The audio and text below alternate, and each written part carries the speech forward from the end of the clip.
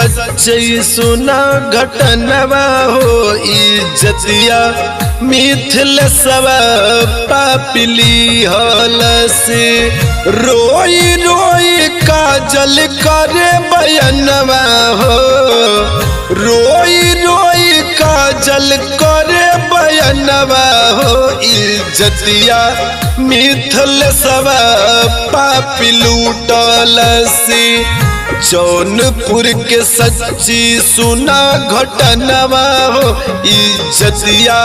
मिथिल सब पापी लूटल से